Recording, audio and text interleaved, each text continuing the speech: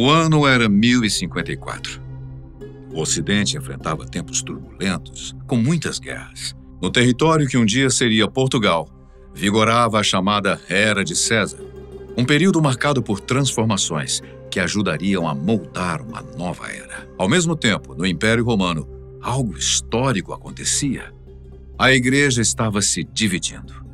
O evento ficou conhecido como o Grande Cisma do Oriente e marcou a separação entre a Igreja Católica e a Igreja Ortodoxa. Esse cisma, essa divisão, foi o resultado de uma série de desentendimentos acumulados entre as igrejas de Roma e Constantinopla. Essas divergências chegaram a tal ponto que ambas as partes acabaram se excomungando mutuamente. Na tentativa de resolver as tensões, o Papa Leão IX enviou o cardeal francês Humberto de Silva Candidá até Constantinopla para dialogar com Miguel Cerulário, o patriarca da Igreja Oriental. A ideia era buscar um entendimento entre as lideranças das duas grandes sedes do cristianismo. Mas a tentativa de reconciliação fracassou.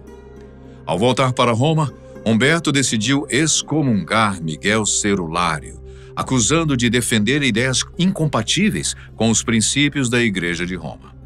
Em resposta, Miguel Cerulário reafirmou a autoridade da Igreja em Constantinopla e formalizou a fundação da Igreja Ortodoxa. Já que Roma não aceitava a nova Igreja como parte da comunhão católica, o patriarca também excomungou o Papa Leão IX. Apesar do simbolismo desse rompimento, os historiadores afirmam que a separação foi, na verdade, o ponto culminante de séculos de divergências.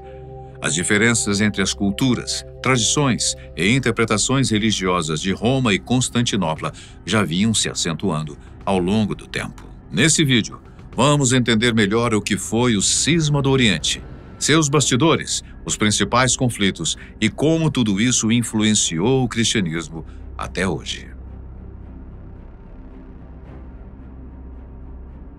Por cerca de 1000 anos, a Igreja Católica permaneceu unificada. Mas diferenças teológicas, litúrgicas, políticas e até de idioma começaram a separar os cristãos do Ocidente e do Oriente. A essência ainda era a mesma, assim como as orações e a fé em Deus. Então, por que se dividir?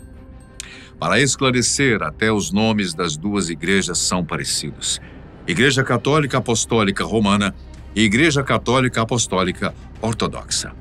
Ambas têm raízes nos ensinamentos de Jesus Cristo e nos apóstolos. A Igreja Católica Romana é a mais antiga e numerosa entre todas as igrejas cristãs, com mais de 1,4 bilhão de fiéis.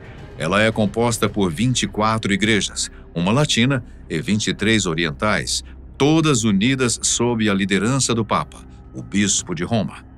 Sua sede fica no Vaticano e o Papa é reconhecido como a maior autoridade espiritual por todos os bispos católicos. Atualmente, esse papel é exercido pelo Papa Francisco, considerado o sucessor do apóstolo Pedro e o pastor universal da Igreja. Antes de mergulharmos na estrutura da Igreja Ortodoxa, vamos esclarecer o que significam as palavras católica e apostólica, presentes nos nomes de ambas as igrejas. A palavra católico vem do grego e significa universal, ou seja, que abrange o mundo inteiro. Em Mateus capítulo 28, versículos 19 e 20, antes da ascensão do Senhor, Jesus instrui seus discípulos: "Ide, pois, e fazei todos os povos meus discípulos, batizando-os em nome do Pai, do Filho e do Espírito Santo." Já o termo apostólico, obviamente, vem de apóstolo, que significa enviado. Ambas as igrejas seguem a tradição dos apóstolos, aqueles que foram enviados por Jesus para espalhar a sua mensagem. Hoje, a Igreja Ortodoxa é predominante em países como Grécia, Rússia, Ucrânia, Romênia, Bulgária, Sérvia e Chipre. Com a diáspora, ou seja, o movimento de dispersão dos cristãos pelo mundo, ela também se faz presente em várias partes do mundo. Estima-se que entre 200 e 300 milhões de pessoas sigam a fé ortodoxa. Para eles, Jesus Cristo é o único chefe da igreja. Os demais patriarcas têm autoridade igual, mesmo que o patriarca de Constantinopla, atualmente Bartolomeu I, seja chamado de o primeiro entre iguais, com um papel mais representativo do que hierárquico.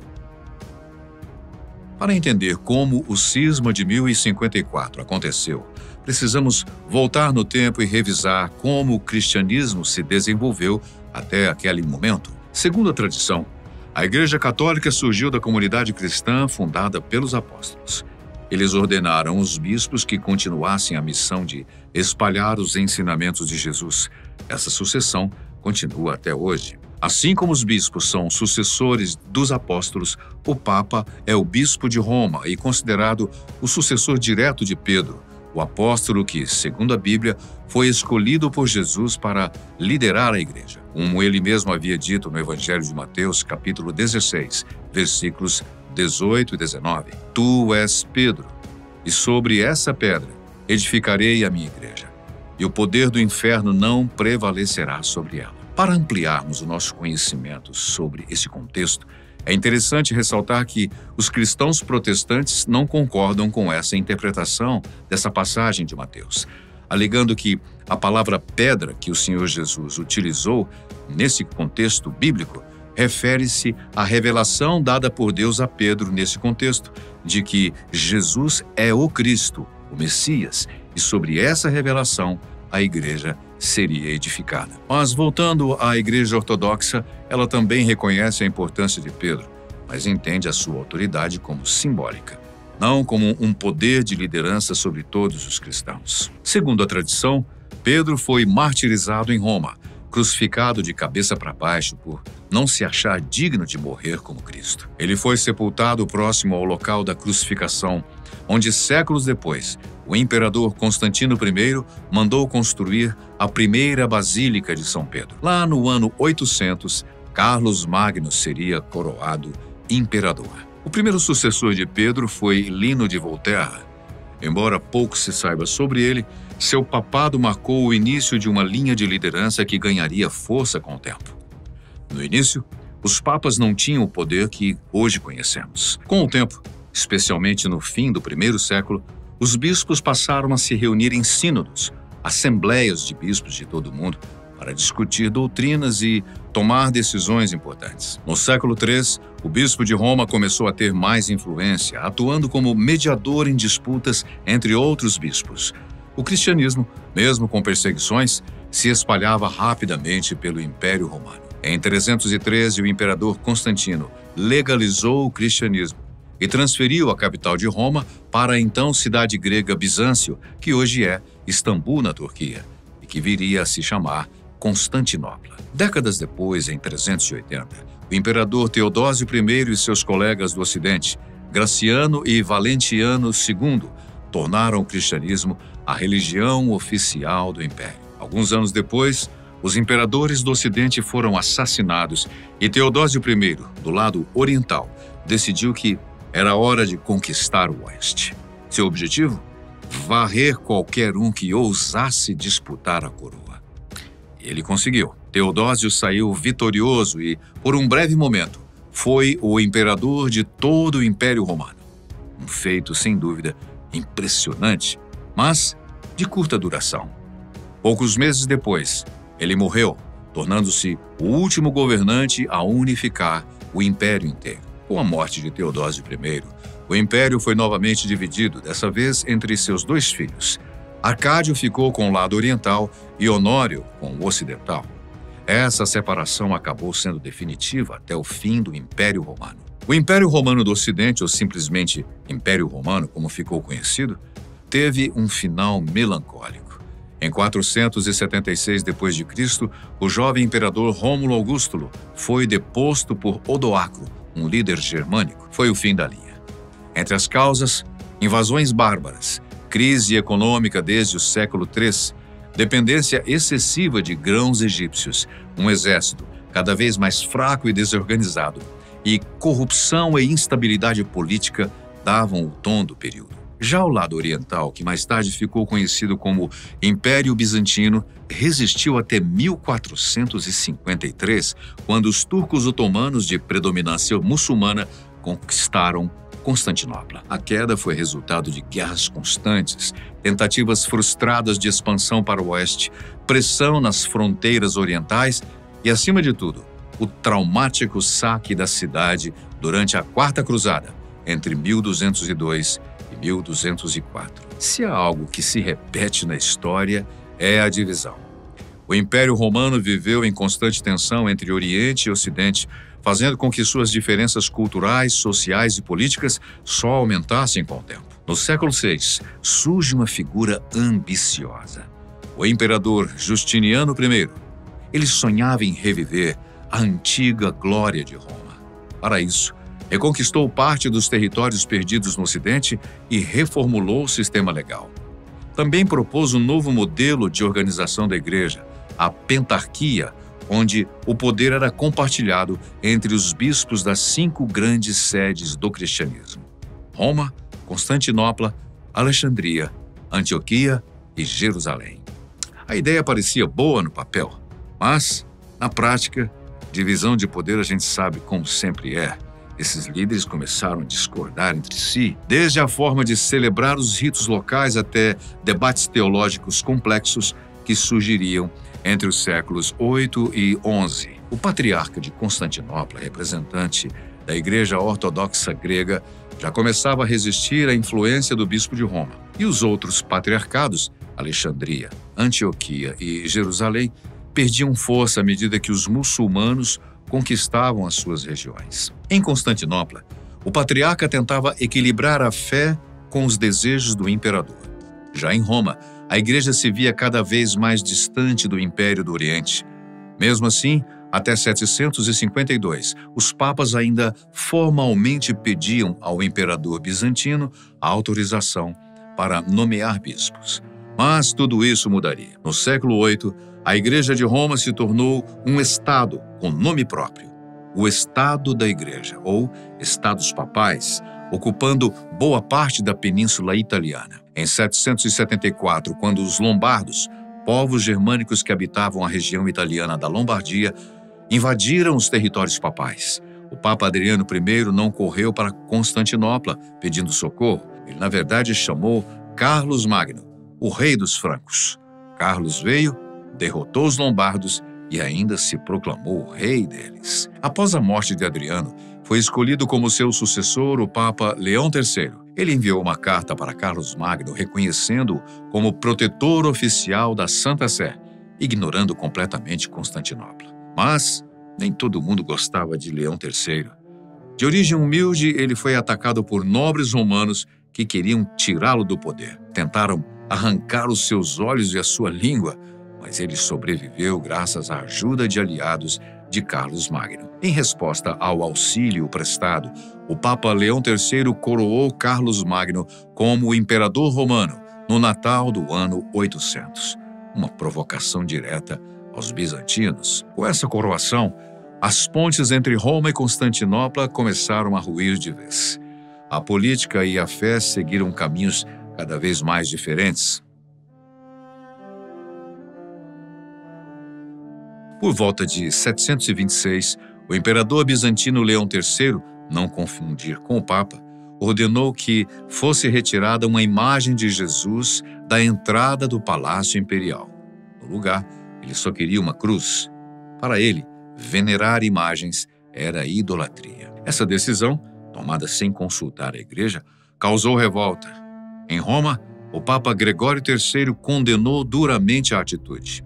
Como resposta, o imperador confiscou propriedades do Papa e do Estado da Igreja. Essa fase iconoclasta de aversão a imagens durou décadas, sendo mantida pelos seus sucessores. Só acabou quando Irene de Atenas, viúva do imperador e com a fama de adorar imagens sacras em segredo, assumiu a regência do império e restaurou o culto às imagens. A essa altura, as diferenças eram muitas, geográficas, culturais, linguísticas. O latim do Ocidente contra o grego do Oriente, mas o ponto mais sensível era a autoridade do Papa. Poder. Sempre poder. Os patriarcas do Oriente não aceitavam sua supremacia, preferindo um modelo mais descentralizado. Eles também não concordavam que o Papa tivesse a palavra final sobre a doutrina. E nem aceitavam a ideia de que ele fosse infalível em temas de fé e moral. Ainda no campo da autoridade do Papa, os ortodoxos defendem a ideia da Igreja se sujeitar ao Estado. Sendo assim, o imperador bizantino, como autoridade máxima do império, tinha o comando da Igreja. Isso, é claro, desagradava a Igreja romana, que não desejava estar sujeita ao Estado. Mas, curiosamente, mesmo com essas divergências, a teologia entre católicos e ortodoxos era, e ainda é, bastante parecida. Quer ver um exemplo? O dogma católico da Imaculada Conceição, que indica que a Virgem Maria já estava livre do pecado original desde a sua concepção, mesmo sem méritos próprios para isso, é proclamado pela teologia ortodoxa de que Maria foi escolhida por Deus para dar à luz a Jesus pela sua pureza e sua obediência demonstrada em vida, doutrina com a qual cristãos protestantes não concordam. Mas havia uma polêmica teológica que ficou conhecida em latim como filioque. A Igreja do Ocidente adicionou ao credo a expressão "e do Filho", para dizer que o Espírito Santo procede do Pai e do Filho. Para os orientais, essa alteração no texto original era inaceitável. No campo doutrinário, havia outras diferenças entre as duas igrejas. Para os ortodoxos, Jesus tinha uma natureza única, a divina, enquanto, para os católicos, Jesus é, ao mesmo tempo, perfeitamente homem e perfeitamente Deus. Depois de séculos de tensão, em 1054 ocorreu o chamado Grande Cisma, a ruptura oficial entre a Igreja Católica e a Igreja Ortodoxa. Tudo começou em 1053, quando o Papa Leão IX mandou as igrejas gregas no sul da Itália adotarem os costumes latinos, ou então elas seriam fechadas. Em resposta, o patriarca Miguel Cerulário mandou fechar as igrejas latinas em Constantinopla. Nesse mesmo ano, Leão de Acrida, arcebispo de uma cidade da Macedônia, hoje conhecida como Ohrid, escreveu uma carta criticando as diferenças nos ritos e na liturgia romana, chamando esses costumes de judaizantes, criticando os jejuns aos sábados e o uso de pães sem fermento na Eucaristia. O fato é que, através de um general bizantino chamado Argiro, chegou aos ouvidos do cardeal católico francês Humberto de Silva Candidar o boato de que, por trás daquela carta, estava a mão do patriarca Miguel Cerulário, que havia ordenado o fechamento das igrejas latinas com o intuito de pressionar as igrejas da região a voltarem aos ritos orientais. No início do ano seguinte, 1054, o Papa Leão IX enviou a Constantinopla o cardeal Humberto de Silva Candidar, acompanhado do secretário papal e do arcebispo de Amalfi, para entregar duas cartas. A primeira ao imperador bizantino, Constantino IX, com a intenção de formar uma aliança militar para enfrentar os normandos que estavam invadindo o sul da Itália. A outra era endereçada ao patriarca ortodoxo com o intuito de repreendê-lo por tentar submeter os patriarcas de Alexandria e Antioquia